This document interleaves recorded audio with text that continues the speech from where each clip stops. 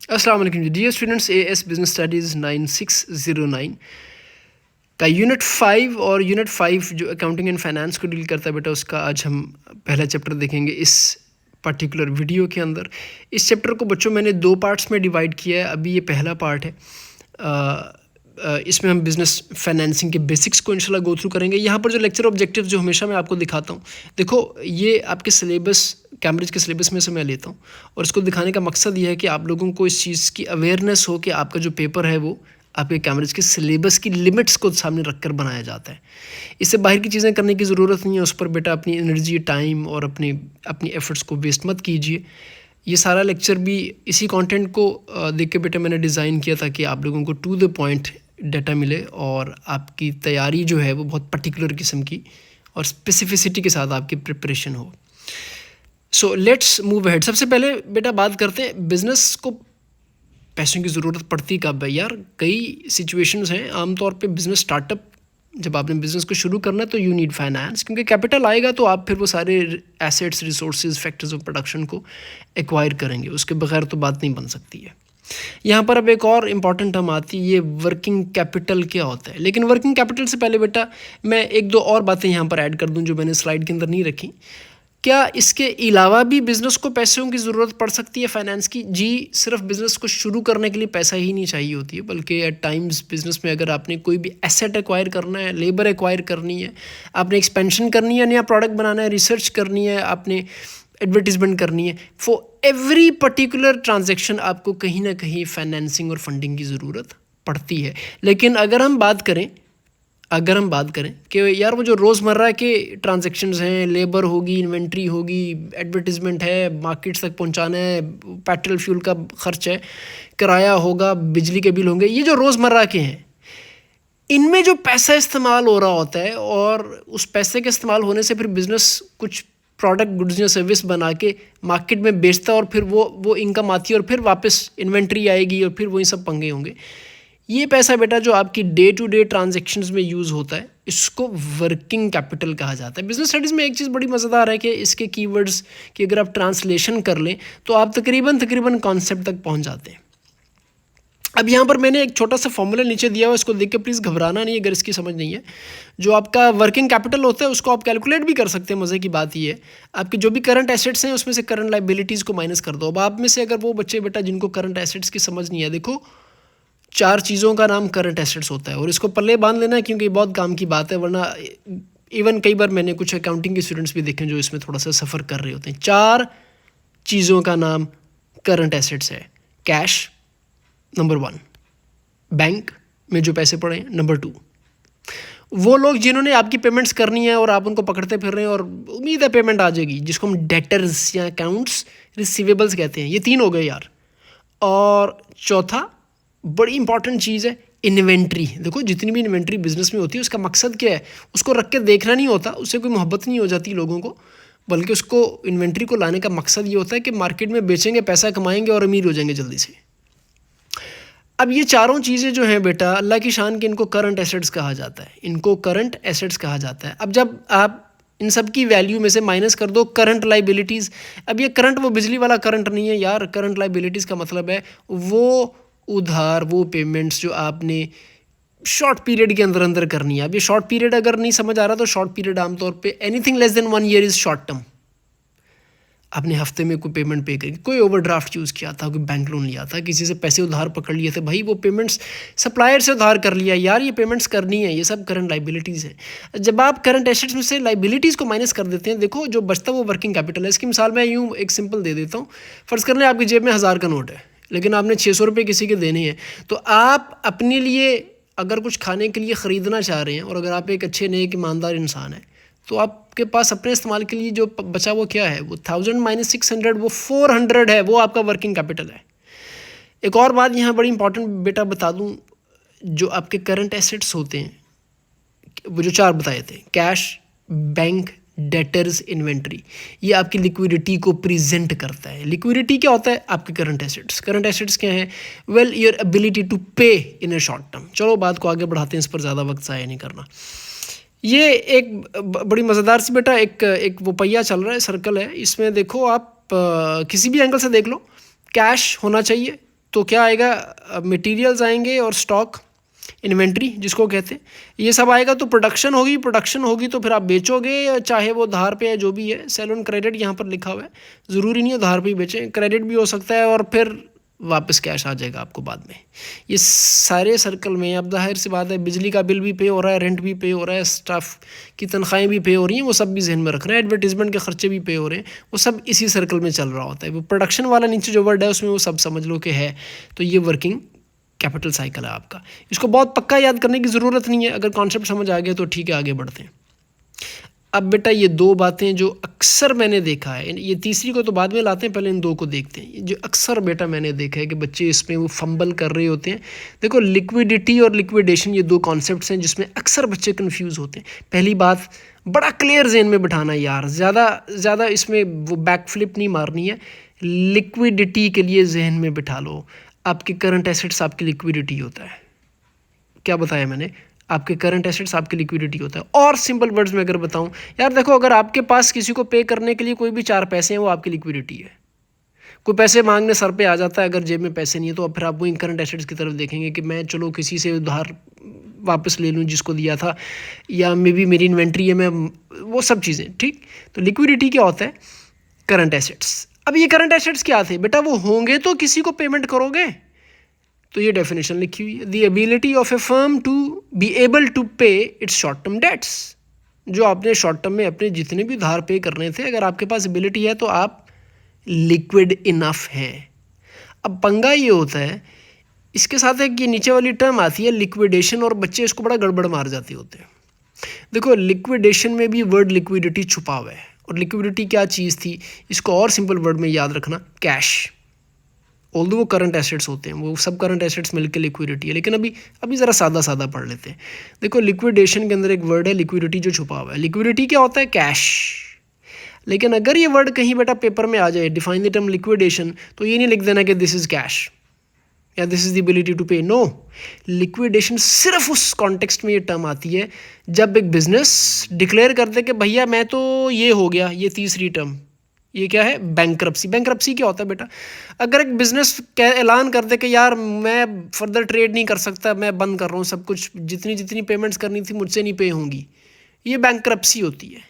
अब जब ये ऐलान कर देता है तो फिर फॉरेन कोर्ट्स इन्वॉल्व होती हैं और पकड़ के बिजनेस को कहती हैं भैया अब तो कहीं भागने का नहीं है, अब हम तुम्हारे सारे एसेट्स को बेचेंगे, नीलाम करेंगे, सील कर दिया तुमने हमें, हमने तुम्हें सील कर दिया, और इन एसेट्स को सेल करके जिसकी तुमने पेमेंट्स करनी थी जितनी हो सकी वो कर देंगे। तो यार इस प्रोसेस का नाम लिक्विडेशन है। अब इसको सिंपल वर्ड्स में सुन लो भाई, जब एक बिजनेस ट्रेडिंग बंद कर दे और अपने सारे एसेट्स को बेच के कैश इकट्ठा करे, भागने के लिए नहीं बल्कि जिसकी पेमेंट्स करनी थी वो करके उसके बाद माफ़ी मांग के ट्रेडिंग बंद करने के लिए, दिस प्रोसेस इज़ लिक्विडेशन। ठीक हो गया, आगे बढ़ते हैं। अच्छा अब यार ये एक और पंगे वाली स्लाइड है, इसमें भी बच्चे कुछ ना कुछ वो अजीबोगरीब हरकतें करते हैं। कभी वो छत से नीचे गिरने की कोशिश कर रहे होते हैं, कभी वो बैक फ्लिप मार रहे होते हैं। बहरहाल इसको ठंडे दिमाग से समझना है, और इससे पहले आपको ये जो कुछ भी टर्म्स आती थी, रेवेन्यू, ये वो, कैपिटल, सब जहन से निकाल दो, जहन को एकदम साफ़ करो और इसको सुकून से समझना है। मेरे साथ बहस नहीं करना इस पर अभी, पहले इसको सुकून से सुनो यार। देखो बेटा, पहली बात, ये दोनों जो आपके सामने लिखी हैं ये टाइप्स ऑफ एक्सपेंडिचर। यार एक्सपेंडिचर क्या होता है, कोई भी एक्सपेंस क्या होता है, कुछ भी खर्च, आपने कुछ खाया, कुछ पिया, कुछ तोड़ा, जो भी आप कर रहे हो उस पर अगर पैसा लग रहा है वो एक्सपेंडिचर है। बेटा दो तरह के होते हैं। देखो, आपके बिजनेस में जब आप पैसा इंजेक्ट करते हो ना, तो कोई बिल्डिंग आएगी, कोई फर्नीचर आएगा, कोई मशीनें आएंगी, ये वो चीज़ें हैं जो फिक्स्ड एसेट्स हैं, जो आपके बिजनेस में 2 साल 3 साल 10 साल भी इस्तेमाल होंगे। इनमें डेप्रिसिएशन भी होगी। डेप्रिसिएशन होता है ऑब्वियसली, आप नई मोबाइल फ़ोन नया ख़रीदते हैं, बॉक्स पैक, उसको जब आप अनपैक कर देते हो तो उसकी वैल्यू घट जाएगी मार्केट में। ये डेप्रिसिएशन है कि इस्तेमाल की वजह से जो डेप्रिसिएशन है। वापस आ रहा हूँ, अब बेटा वो जो बिज़नेस में पैसा आया था और आपने उस पैसे से वो चीज़ें ली जिनको हम फिक्स्ड एसेट्स कहते हैं, ये जो एक्सपेंस आपने किया, ये जो ख़र्चा फिक्स एसेट्स पे किया, जो आपके पास साल 2 साल 3 साल 5 साल इस्तेमाल होंगे, इस खर्च को कैपिटल एक्सपेंडिचर कहते हैं। बस इतनी सी बात। The purchase of assets that are expected to last for more than 1 year such as building and machinery, या कुछ भी ऐसा जो बेटा फिक्स एसेट होगा। अच्छा दूसरी तरफ देखो, ठीक है, बिल्डिंग ले ली, मशीनें लगा ली, फर्नीचर लगा लिया, अब को रॉ मटेरियल भी तो लेना है, और रॉ मटेरियल कौन सा साल में एक बार लेना है? हर रोज़ शायद हो सकता है, हर हफ्ते हो सकता है, मे बी दिन में 10 बार भी हो सकता है, वो तो आपके बिजनेस की गुडविल पे और ट्रेडिंग पे डिपेंड करता है ना। तो आप इन्वेंट्री खरीदते हैं, लेबर को पे करते हैं, बिल पे करते हैं, रेंट पे करते हैं, अपने एडवर्टीजमेंट एक्सपेंसेस पे करते हैं, अपनी अपनी डिस्ट्रीब्यूशन के खर्चे डिलीवरियाँ और वो फ्यूलिंग वो सब पे करते हो। अभी जो पेमेंट्स हो रही हैं, क्यों कर रहे हो सब पेमेंट्स? यार इसलिए कर रहे हो ना, ताकि जो जो इन्वेंट्री आई, जो लेबर यूज़ हुई, जो आपने बिल्डिंग बनाई थी, उससे कुछ प्रोडक्ट्स बनाओगे, वो प्रोडक्ट्स बेचोगे और पैसा कमा लोगे, तो रेवेन्यू कमाओगे, ये चाह रहे थे ना। तो इस रेवेन्यू को कमाने के लिए ये जो सब खर्च कर रहे हो, जो फिक्स एसेट्स नहीं है लेकिन एक्चुअली वो inventory, labour, payments, short term payments हैं आपकी सारी, इन एक्सपेंसेस को बेटा हम कहते हैं रेवेन्यू एक्सपेंडिचर। वो एक्सपेंस जो रेवेन्यू जनरेट करने के लिए करना पड़ता है, वरना नहीं होगा भैया। इन्वेंट्री नहीं खरीदोगे तो यार कुछ नहीं बनेगा, स्टाफ नहीं होगा तो आप अपने टूरिज्म कंपनी नहीं अच्छी चला सकेंगे। ठीक, आगे बढ़ते हैं। अच्छा, अब ये दो वर्ड्स ऐसे हैं जिसमें मुझे हमेशा फ़िक्र रहती है कि ये कहीं पेपर में आना चाहिए, क्योंकि ये इतनी बेसिक चीज़ें हैं कि बच्चे इनको जब पढ़ते हैं तो बिल्कुल बेटा वो इसको ओवर स्पीड कर जाते हैं इसके ऊपर से। अब मैं खुद ही देख लो ना, अगर मैं आपसे पूछ लूँ कि बेटा can you differentiate between cash and profits, 3 marks में अगर पूछूँ तो बताओ क्या करोगे अपने साथ? देखो आंसर अब समझ आ जाना चाहिए, पीछे हमने काफ़ी बात समझ ली। कैश क्या होता है यार? भाई पढ़ा था लिक्विडिटी, और ये लिक्विडिटी इस्तेमाल कहाँ होती है? वर्किंग कैपिटल में। तो ये एक बेसिक कंपोनेंट है वर्किंग कैपिटल का। और ये कहाँ इस्तेमाल होता है बेटा? आपकी ट्रांजेक्शन्स को फंड करने में। तो बस ये कैश की डेफिनेशन है, अब इसको पल्ले से बांध देनी है इंशाल्लाह, दिमाग में बिठा लो। दूसरी तरफ प्रॉफिट्स क्या होते हैं यार? देखो बात सुनो, प्रॉफिट्स आर नॉट कैश। पहले तो यहाँ पर सीधा वो एक छक्का मार दो, ठीक? क्यों? तो फिर ये क्या होता है भाई? वो कैश सेल आती है, एक्सपेंस माइनस होते हैं, तो वो प्रॉफिट, वो कैश, जी प्रॉफिट कैश हो सकता है, लेकिन जेन्युइनली प्रॉफिट बेटा कहाँ से निकलता है? देखें, जब आप कुछ बेचते हैं और उससे अगर कुछ पेमेंट्स आ रही हैं, उसमें से जितने भी फिर आपने खर्च किए थे, जब आप माइनस कर देंगे, तो वो जो दिल को एक ठंडक का एहसास होता है कि वाह कुछ बच गया यार, वो प्रॉफिट होता है। ये एक रिवॉर्ड है। और एक मज़ेदार बात ये है, कई बार ये भी आपके हाथ में आए नहीं होते, लेकिन आपने अपने अकाउंटिंग बुक्स में इनको रिकॉर्ड कर लिया होता है। यार वो कैसे? देखें, अगर हो सकता है आपको कोई फ़ोन करके कहे कि यार अपनी गाड़ी मुझे बेच दो और महीने बाद मैं तुमसे गाड़ी ले लूँगा। अब आप सोचते हैं ठीक है यार, ये बंदा मेरा शोरूम है, मुझसे गाड़ी ख़रीदना चाह रहा है, इस गाड़ी को मैंने फॉर एग्जांपल वो 30 लाख में आपसे ख़रीदना चाह रहा है। अब आप फ़ौरन दिमाग सारा वो चक्कर चलाने शुरू कर देता है कि यार 25 लाख में ख़रीदी थी, 30 का ग्राहक आ गया मेरे पास, तो मेरे 5 लाख मुझे प्रॉफिट हो गया। अब आप ये कह रहे होते हैं 5 लाख प्रॉफिट हो गया, 5 लाख प्रॉफिट हो गया, लेकिन वो एक्चुअली आपके पास अभी पैसा पहुंचा नहीं होता। तो प्रॉफिट्स एट टाइम्स बेटा ये रियलाइज़ किए जाते हैं, और कई बार ये एक्चुअली अकर नहीं भी करते हैं। अब ये बड़ी अजीब सी बात है जो आप यहाँ सुन रहे हो, लेकिन ये अच्छा कंटेंट है अगर आप अपने आंसर्स में इन चीज़ों को लिखेंगे। आगे बढ़ते हैं बेटा। अब एक और मज़ेदार सी स्लाइड है यहाँ पर। अब ये भी एक पंगा है, ये भी एक पंगा है। अगर मैं आपसे पूछ लूँ कि बेटा आपके बिज़नेस में अगर आपको पैसों की ज़रूरत है फाइनेंस की, तो बताओ कौन से मेथड्स हैं? और ज़्यादातर बच्चों ने, चूँकि अगर ये चैप्टर पढ़ा होता है तो वो शायद कह देते हैं सर इंटरनल और एक्सटर्नल फाइनेंस। मैं कहूँगा नहीं, ये भी नहीं। देखो मेथड्स एक्चुअली डेट फाइनेंसिंग होती है या इक्विटी फाइनेंसिंग। ये क्या है यार? सीधी सी बात है, बिज़नेस में जो पैसा आ रहा है, दो ही रास्ते हैं ना। या तो किसी से मांगोगे, अब ये कोई जब आपको देगा तो उधार देगा, वो बैंक था, वो कोई इन्वेस्टर था, कोई क्रेडिटर था। वैसे खैर इन्वेस्टर को थोड़ा एक्सेप्शन में रख लो यहाँ पर। वो बैंक था, कोई क्रेडिटर था, मे बी किसी के साथ आपने मॉर्टगेज यानी कुछ गिरवी रखवा के कुछ पैसे ले। तो ये जितना भी बेटा उधार का पैसा आता है ना, लाइबिलिटी का, इसको एक कैटेगरी में डेट फाइनेंसिंग कहा जाता है। और वो पैसा बेटा जो आपके बिजनेस में तो आया लेकिन उधार नहीं था, आपकी सेविंग हो सकती है। मे बी वो अब्बा जी को बड़ी मोहब्बत थी, वैसे कम है आजकल के बड़ों को अपनी औलाद से मोहब्बत, क्योंकि सब तो सेलफोन चलाते रहते हैं, लेकिन चलो मान लो अब्बा जी को बड़ी मोहब्बत थी, उन्होंने कहा बेटा ले ले पैसे, कोई बात नहीं, कर दे ख़राब, लगा ले बिज़नेस में।